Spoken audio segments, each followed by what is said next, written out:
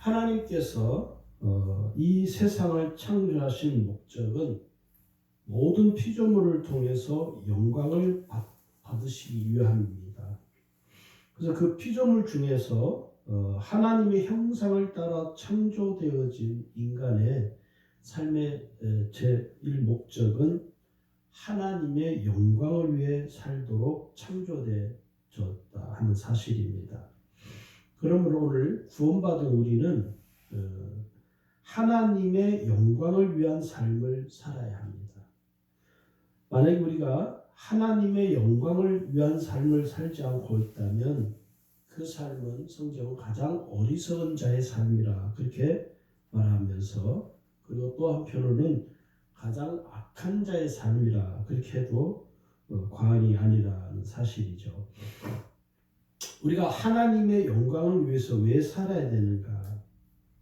왜 우리가 하나님의 나를 위해 살지 않고 하나님의 영광을 위해서 살아야 되는가 하는 것을 좀 먼저 생각을 하려고 합니다. 첫 번째는 하나님께서는 영광을 받으시는 분이시기 때문입니다. 하나님은 우리를 통해서 하나님의 영광을 받기를 원하십니다. 여러분, 아담과 하와가 하나님의 영광을 위하여 살아가도록 창조되었습니다. 그래서 그들은 에덴 동산에서 하나님이 주시는 모든 은혜를 풍족하게 누리며 살았죠. 그런데 그 하나님께서 주시는 그 은혜, 풍족한 은혜가 이제 그만 차단이 되었습니다. 더 이상 공급되지 않는 것이죠. 왜 그러냐면 하나님의 영광을 위해서 살지 않고 자기들을 위해서 산 것이죠. 하나님 말씀을 어기고 먹지 말라고 한 선악과를 먹음으로써 이제는 하나님에 의해서 사는 것이 아니라 자기들의 의에 의해서 살고자 하는 그 타락한 그들은 더 이상 하나님의 영광을 위해서 살지 않는 것이죠.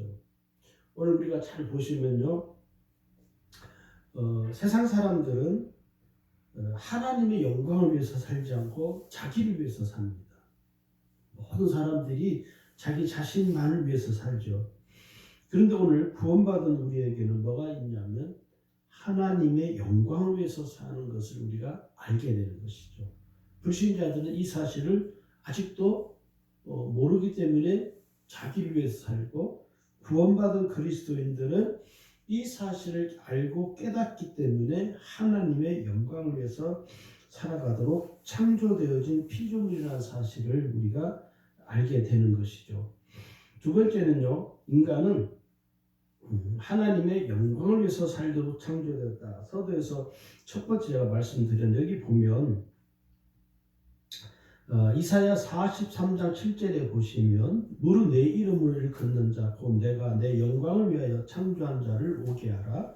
그들을 내가 지었고 만들었느니라. 하나님께서 바꾸셨다는 것을 계시록 4장 11절에도요. 우리 주 하나님이여 영광과 존귀와 능력을 받으시는 것이 합당하오니 주께서 만물을 지으신지라 만물이 주의 뜻대로 있었고 또 지으심을 받았나이다 하더라. 이렇게 기록이 되어 있습니다.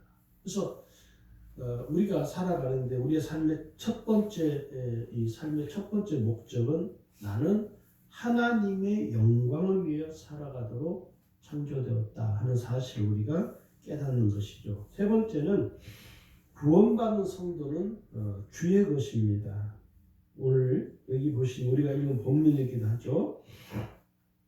고린도전서 6장 19절에 보면 너희 몸은 너희가 하나님께로부터 받은 바 너희 가운데서 계신 성령의 전인 줄을 알지 못하느냐. 너희는 너희의 것이 아니다. 이렇게 말씀해요. 그러면서 20절에 가면요. 값으로 산 것이 되었어요. 이 값이 뭐냐면 십자가의 값입니다. 값으로 산 것이 되었나니 그런즉 너희 몸으로 하나님께 영광을 돌리라. 너희는 너희 몸이 아니니 너희 몸으로 하나님께 영광을 돌리는 것이 마땅하니라. 그렇게 성경은 기록하고 있는 것이죠. 또 로마서 12장 1절에 가면요. 너희 몸을 하나님이 기뻐하시는 거룩한 산제사로 드리라. 이렇게 우리에게 권고합니다. 계속해서 우리에게 뭐라고 말씀하냐. 로마서 13장 8절에 가면요. 우리가 살아도 주를 위하여 살고 죽어도 주를 위하여 죽나니 이렇게 되어 있습니다. 우리가 살아도 주를 위해 살고 죽어도 주를 위해 죽는다는 것이죠. 그러므로 사나 죽으나 우리가 다 주의 것이로다. 오늘 내 것이라고 생각하는 그 생각들이 잘못됐다는 것이죠. 내 삶은 내 것이 아니라 주의 것입니다. 이것을 인정하기까지가 쉽지는 않습니다. 많은 성도들이 의아해하는 것이 아니 목사님 하나님이 사람을 만들어 놓고 사람에게 사람 마음대로 살도록 해야지 왜 하나님 사람을 창조해 놓고 하나님의 영광을 위해서만 살아가라고 그렇게 말씀하냐고 그렇게 오해를 잘못 이해하는 분들도 의외로 많습니다. 그 말 속에는 뭐가 전제가 되어 있냐면 뒤에도 말씀드리겠지만 하나님의 영광을 위해서 살기보다는 나를 위해서 내가 하고 싶은 것을 위해서 좀 살고자 하는 마음이 더 강한 것이죠. 자, 우리가 하나님의 영광을 위한 삶을 살기 위해서 우리에게 꼭 필요한 것이 있습니다. 이건 굉장히 중요한 이 주제들인데요. 첫 번째는 뭐냐면 하나님의 뜻과 계획을 깨달아야 합니다. 하나님의 뜻과 계획을 잘 알고 있어야 한다는 것이죠. 내가 구원받은 성도로서 하나님의 영광을 위한 삶을 살아가기 위해서는 먼저 하나님의 뜻과 계획이 무엇인지를 먼저 알아야 합니다. 이 하나님의 영광을 위해서 우리가 살지 못하는 이유는 한 가지입니다. 하나님의 뜻과 계획을 너무 모른다는 것이죠. 그래서 우리가 핑계하기를 이렇게 핑계를 하죠. 하나님의 뜻대로 사는 건 불가능해요. 어떻게 인간이 하나님의 뜻대로 살 수 있겠어? 그것은 거의 불가능한 일이야. 이렇게 우리는 치부해 버립니다. 그 하나의 핑계에 불과하다는 것이죠. 그래서 하나님의 뜻과 계획을 알고 깨닫는 것은 매우 우리가 근접할 수 없는 영역이라고 우리 스스로가 이미 우리 마음속에 딱 닫아버리죠. 성도들이. 그래서 늘 하는 말이 목사님 하나님 뜻대로 어떻게 살 수 있습니까? 어떻게 인간이 하나님 뜻대로 다 하나님 말씀대로 100% 사는 사람이 누가 있겠습니까? 그러면서 목사님은 하나님 말씀대로 삽니까? 하고 막 공격을 해요. 이 말씀을 잘못 왜곡하고 있다는 사실이죠. 여러분 성경 우리가 좀 찾아봐야 됩니다. 마태복음 7장 21절을 봐보시기 바랍니다. 마태복음 7장 21절을 보면요. 우리에게 이렇게 권고합니다. 나더러 주여 주여 하는 자마다 다 천국에 들어갈 것이 아니요 다만 하늘에 계신 내 아버지의 뜻대로 행하는 자야 들어가리라. 그렇게 기록이 됐습니다. 근데 뒤에 쭉 읽어보면 그날에 많은 사람이 와서 자기가 막 능력을 행하고 귀신을 쫓아내고 능력을 행하는 것을 막 자랑하죠. 근데 그것이 나쁘다는 말이 아니라 아무리 엄청난 능력을 행한다 할지라도 하나님 뜻대로 행하지 아니하면 그 자는 결코 하나님이 기뻐할 수 없다는 이야기입니다. 천국에 들어갈 수 없다는 이야기죠. 우리가 그러잖아요. 내가 사랑하면서 사랑합니다. 말로만 사랑하는 건요. 아무 의미가 없다는 것입니다. 여기 또 마태복음 12장에 가면 예수님이 직접 하신 말씀이 그래요. 50절에 누구든지 하늘에 계신 내 아버지의 뜻대로 하는 자가 내 형제요 자매요 모친이니라. 예수님도 이 부분을 아주 강조를 하죠. 내 아버지의 뜻대로 행하는 자.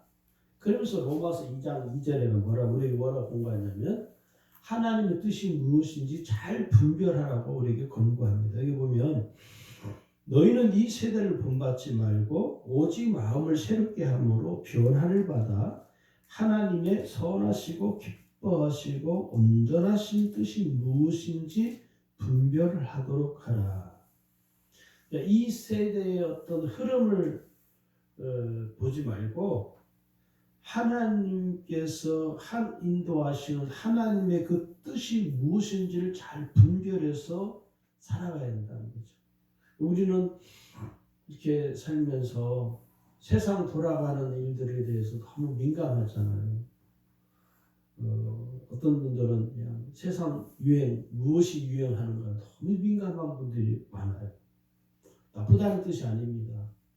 세상 유행 옷이 무슨 옷이 요즘 최신 트렌드냐? 어? 요즘 신발이 무슨 최신 트렌드냐?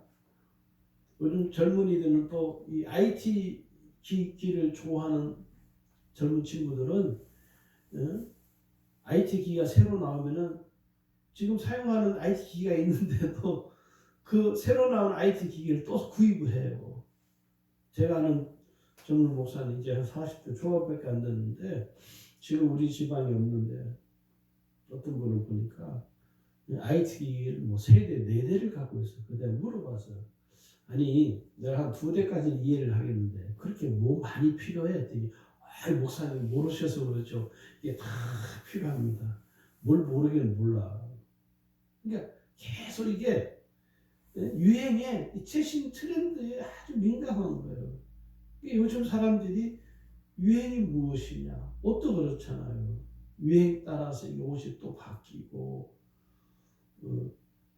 저는 신발도 구두도 여기 울산에 와서 누가 선물해 줘 하나 샀는데 그걸 지금까지 20년대 넘게 신거든요. 근데 이게 구두 앞에랑 다 달아가지고 그래서 이걸 지금 고민하는 거예요.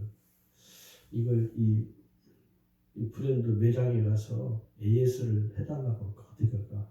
내가 이거 들고 가서 AS 해달라고 욕을 하지 않을까? 왜냐하면 1, 2년 쉬는 것도 아니고 20년을 쉬는 것을 AS 해달라니. 그래서 지금 고민 중이에요. 이거 들고 갈까 말까? 버리기가 너무 아까운 거예요. 내가 아끼서. 그러니까 저 같은 사람은 그렇게 뭐 트렌드에 뭐 별 관심도 없고 오래 신는 게 중요하니까. 근데 우리가요, 이 세상 트렌드 유행에는 민감한데 무엇에 민감하지 못하냐면 하나님의 뜻과 계획이 무엇인가에 대해서는 우리는 매우 둔감합니다. 네. 그래서 또 성도하면 하나님 말씀대로 하나님 뜻대로 살아야 되는데 그래서 찬송가 중에도 그런 비슷한 찬양이 있으면 주님 뜻대로 살기로 했네. 이 찬양을 참 부르기가 주저주저 되는 거예요. 왜냐하면 내가 지금 주의 뜻대로 살아야 되는데 주의 뜻대로 살지 못하면서 이 찬양을 부른다는 것도 참 속구스러운 면이 많은 것이죠. 우리가 하나님의 영광을 위한 삶을 살기 위해서는 가장 중요한 것은 하나님의 뜻과 계획이 무엇인가를 우리가 잘 분별하고 깨달아야 합니다. 두 번째는요, 목적이 분명한 삶을 살아야 합니다.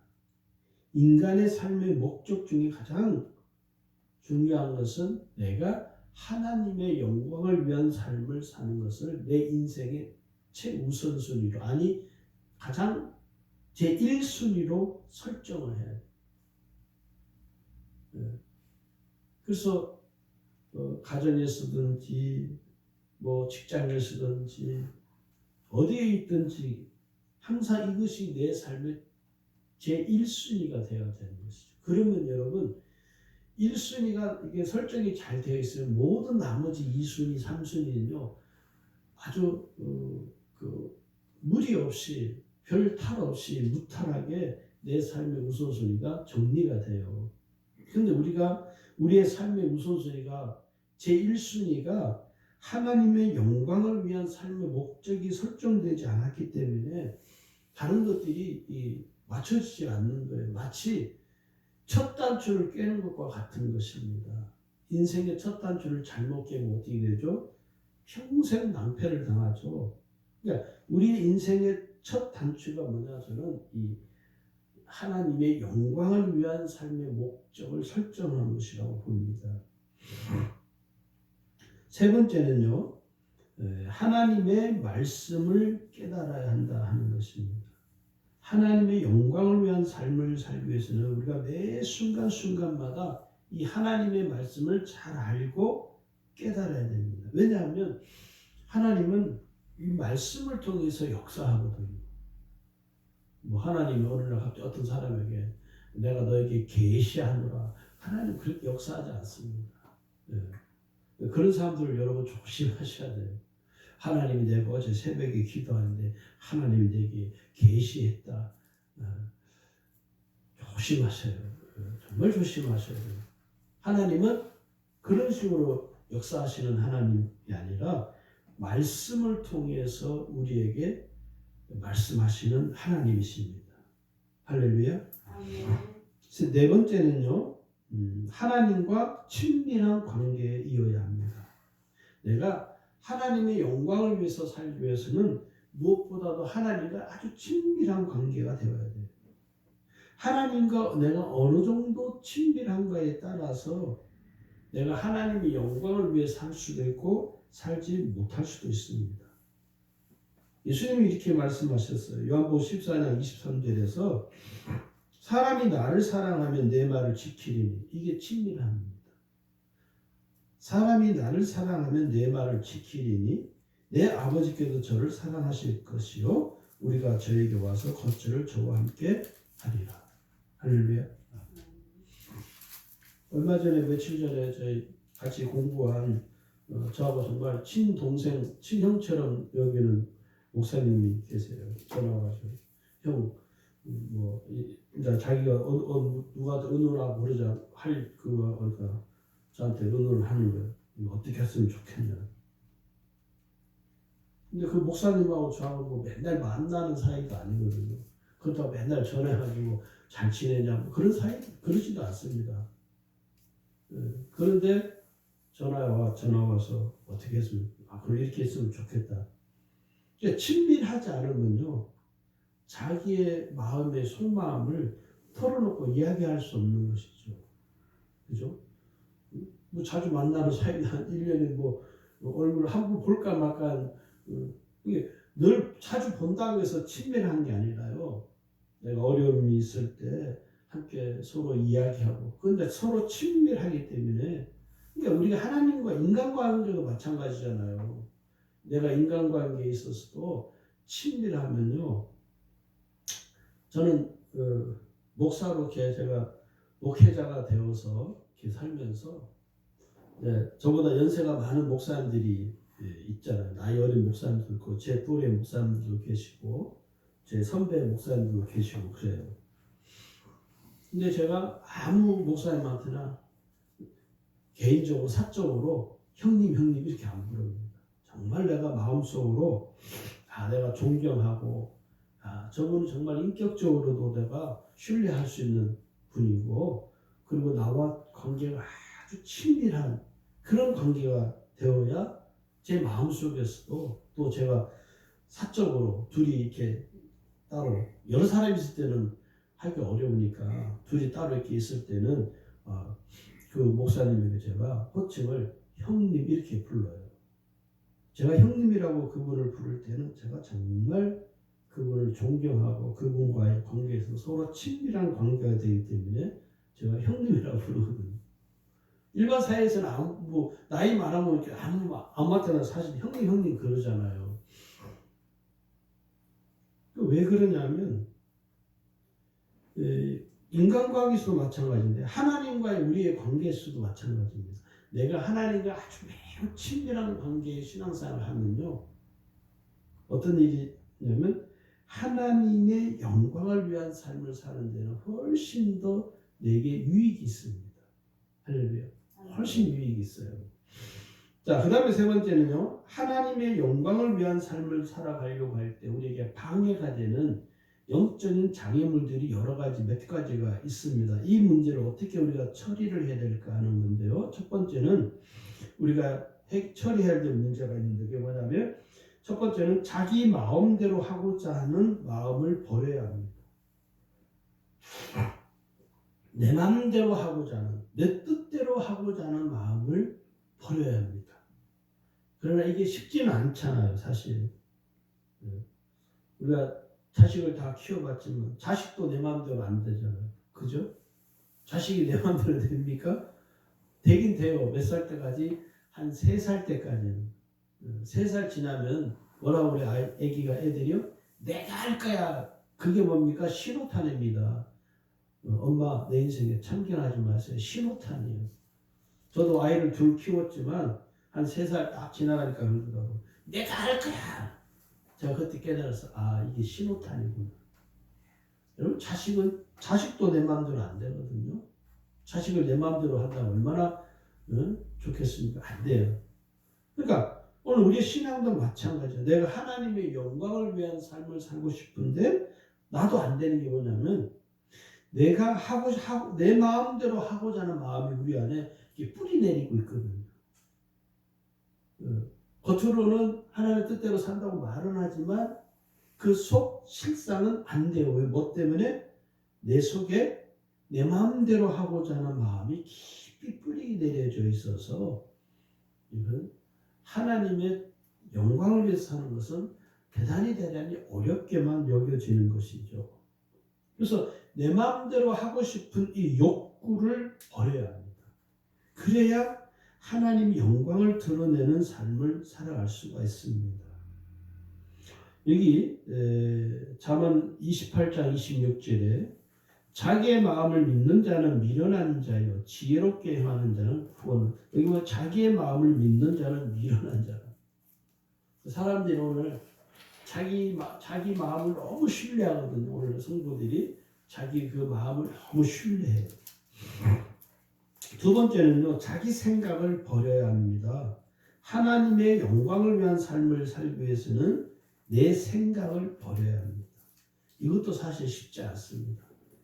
그래서 항상 우리의 신앙생활에서 큰 어려움이 뭐냐, 충돌되는 게 뭐냐면 내 생각과 하나님 생각이 항상 충돌이 되어져요.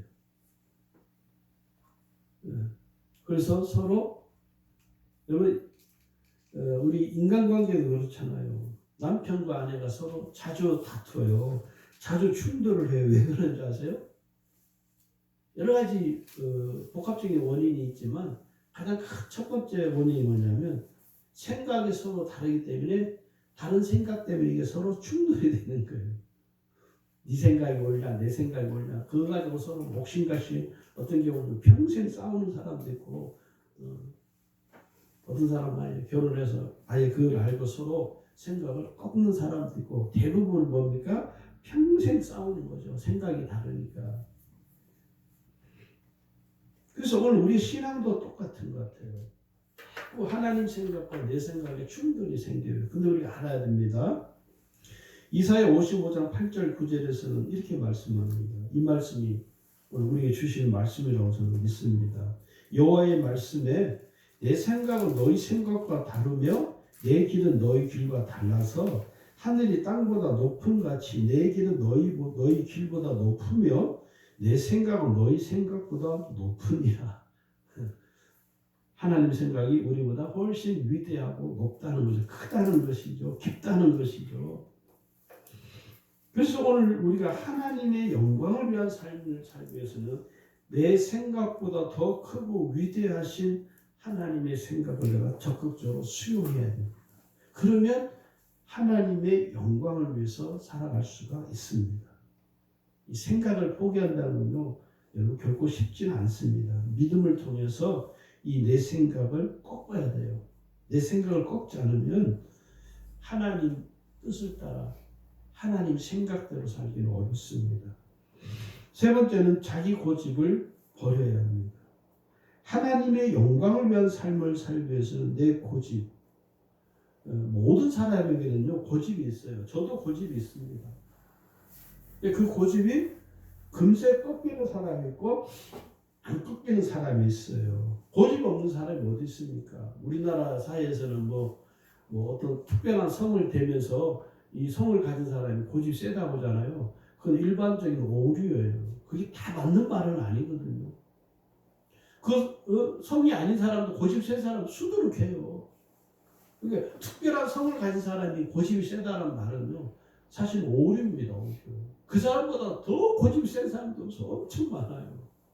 그러니까 고집을 꺾지 못하기 때문에 무슨 일이 벌어요? 하나님 뜻대로 못 살고, 하나님 뜻대로 못 사니까 하나님의 영광을 위해서 살기는 불가능한 것이죠. 그래서 가장 미련한 사람은 어떤 사람이냐? 자기 고집을 꺾지 않는 사람. 그 고집을 꺾어버려야 돼요. 그걸 꺾지 못하는 이상은 하나님의 뜻을 따라 하나님의 영광을 위해서 살기 어렵습니다. 신앙생활 오래 한 분들일수록 고집이 강하죠. 이 잘못된 신앙 그 고집이 있어요. 그래서 무조건 그냥 그걸 꺾죠. 아이 집사님 한번 양보하세요.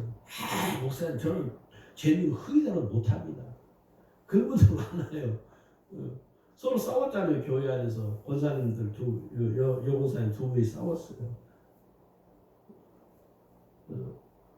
한 사람 만나가지고 권사님 용서하세요. 뭐라고 해서 절대 못합니다. 저 인간은 우리 교회를 떠나야 하는데 자기는 안 떠나고 그 사람이 떠나면 지금도 그 두 분들은 있어요. 그게 뭡니까? 고집을 못 꺾는 사람. 그건 하나님도 그 사람 고집을 못 꺾는 거예요. 여러분 고집 세십니까? 고집을 여러분 저와 여러분이 고집 센 것은 결코 하나님 앞에 덕이 못 됩니다. 고집 우리가 꺾어야 됩니다. 마지막으로 네 번째는 욕심을 버려야 합니다. 하나님의 영광을 위한 삶을 살지 못하도록 만드는 가장 큰 걸림돌은요, 욕심입니다. 그 욕심 때문에 뭔 일이 벌어요? 인생이 망하는 거죠. 인간의 욕심은 끝이 없습니다. 대부분 사업 망한 사람들 스토리를 잘 들어보면요, 망하는데 가장 1등 공신이 뭐냐면 욕심이에요.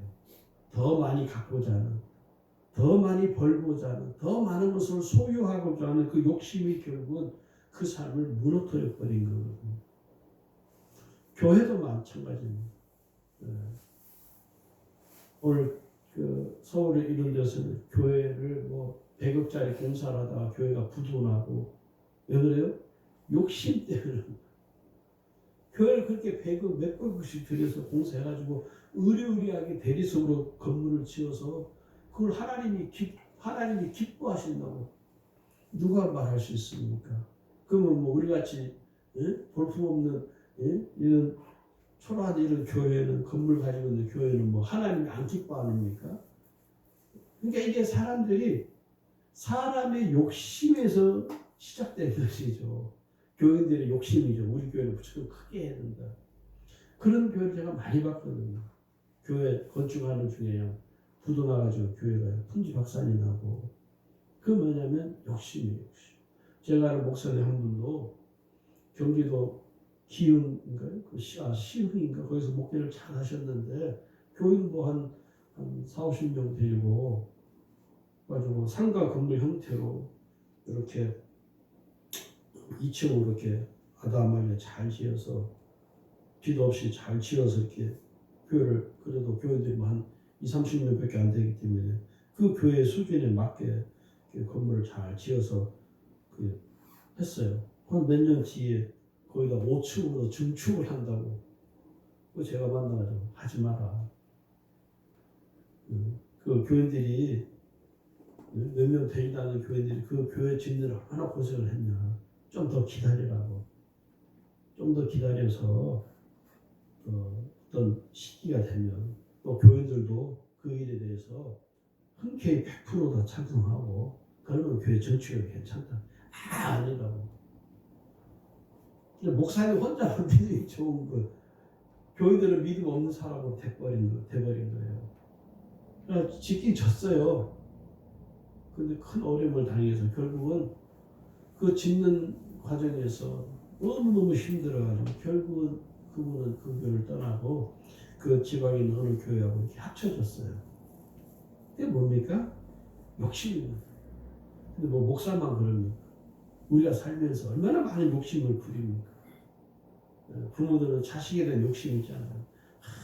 좀 더 잘 됐으면. 그건 욕심이에요, 욕심. 그 욕심을 버려야 여러분 오래 삽니다. 할렐루야. 욕심을 버리셔야 돼. 자식에 대한 욕심을 버려야 돼. 그 뭐 내가 뭐 애 끓는다 그 자식이 뭐 잘 되나요? 안 됩니다. 욕심을 버리면 마음이 평안해집니다. 욕심을 내가 버리면 비로소 어떤 것이 보이냐면 하나님의 뜻이 보이고요. 하나님의 계획이 보이고 깨달아짐으로 하나님의 영광을 위한 삶을 살아갈 수 있습니다. 오늘 저와 여러분이 하나님의 영광을 위한 삶을 살아가는데 부족함이 없는 삶이 되기를 주의 이름으로 축원합니다.